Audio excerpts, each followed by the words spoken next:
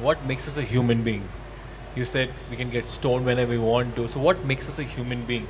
And you think greed? I thought you were already born a human being. No. What makes you a human? That's science. What makes you a human being? Not the organs. Talking about what is the whole purpose. Does greed plays an important role in the evolution of a human being? And if we see the life so easily, like if you want to get stoned, so easy. Oh No, I'm not talking about getting stoned as becoming… No. No, this is important. See, because till now you have understood the word stoned as sitting in someone place like this, like a dead chicken. No, I'm asking. That's why Nikhil is not taking off his glares actually. Yeah, stoned. I'm talking about… I have mastered that technique also, by the way. That's why. I'm talking about being stoned means you are in a state where no matter what is the nature of activity you're doing, with who you are, what is the result happening or not happening, you're still on, all the time you're on because you're stoned, otherwise you would be affected. But right now people's idea of being stoned is sit in a corner like a dead chicken. That's not my idea of being stoned. You're hugely empowered because you're intoxicated. So what is the purpose? Purpose. You want to know? Now, what makes you a human being? See, there are many creatures. People say approximately there are over 1 trillion creatures on this planet. I just want to cut you. Like my father used to tell me, I was a very dumb child. Like I never used to focus on studies. Yeah. Because I used to ask a lot of questions. No, because I'm your father's age, I'm saying I can understand. I never used to understand anything. I say that's okay. I was very bad in studies. You cannot say. I can say, I'm his father's age, I can say. So it's like, he's like being sad, being greedy, being hardworking, that makes you human, that's a part of your life. You asked the question, you're trying to answer it, what is this? I just want to know, I was listening to you. So what makes you a human being? There are over 1 trillion creatures on this planet, from worms to insects to birds to animals, all kinds. Many of them fantastic creatures, a lot of people even call themselves that I'm a tiger, all right?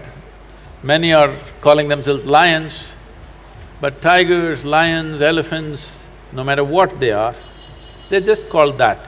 We never call them a tiger being or a lion being or an elephant being. Only for you, we said you are a human being.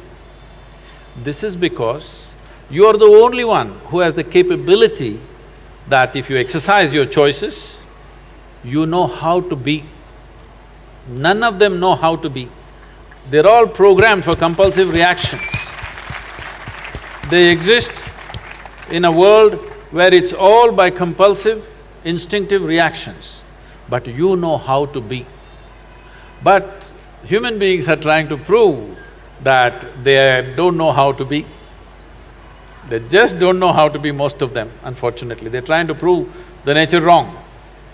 But you know how to be. Only thing is, you must keep your choices open. Choices means, right now, is it true? If you wish, you can sit here and look at the person next to you, think some really horrible things about this person sitting next to you and get little depressed, why am I sitting next to this horrible creature? Possible or no?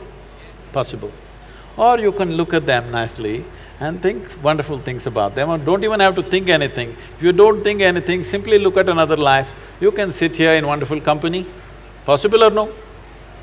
So you being wonderful or horrible right now is a choice. Are you exercising the choice, or are you falling back in evolution and behaving compulsively? That's all the big difference. A human has the capacity to be a conscious life. And we also do the same things. They are born, we are born, they eat, we eat, they reproduce, we reproduce, they die, we die. We're doing the same things. But the big difference is we can do it consciously. They do it as a programmed system.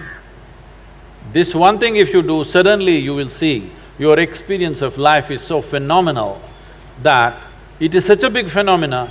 What is the meaning of life? Such a question will never come to you.